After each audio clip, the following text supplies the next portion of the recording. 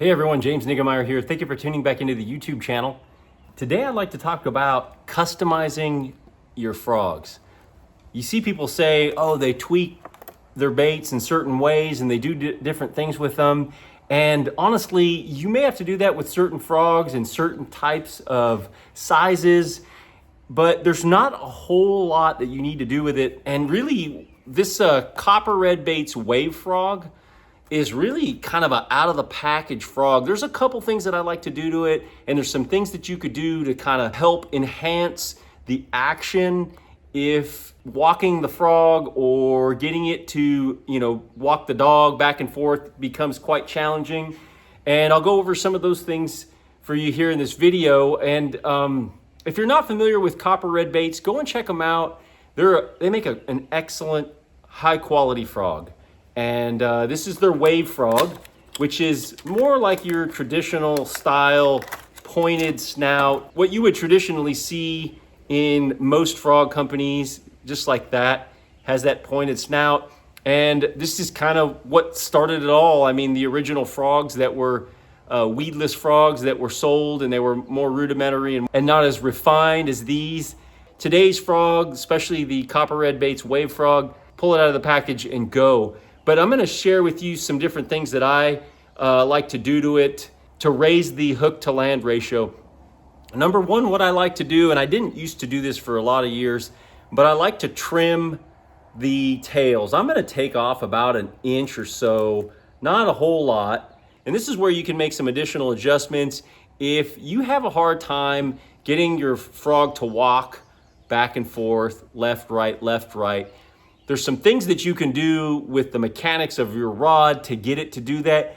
Definitely once you hit it, once you twitch it, throw your rod tip back towards the frog, and that'll help give it slack. If it doesn't have the slack, it doesn't have the mobility to move right and left.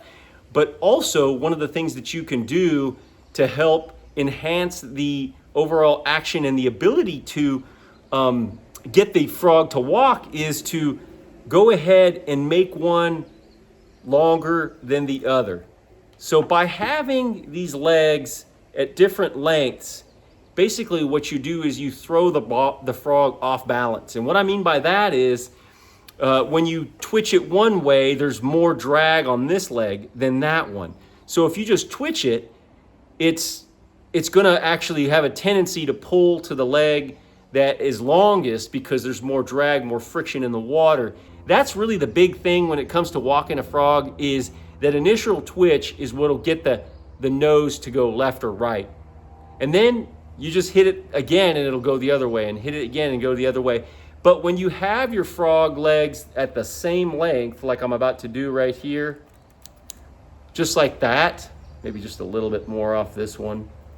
When you have your frog legs at the same length, they have equal drag on those legs. And so that actually makes it a little bit more challenging. You really have to work your frog and give it the slack so it has the ability, the freedom to move back and forth and back and forth.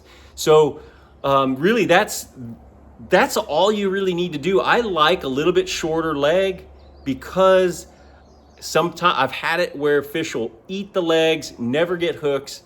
And so I want a shorter leg for the increased ability for a fish to get hooks when they take it.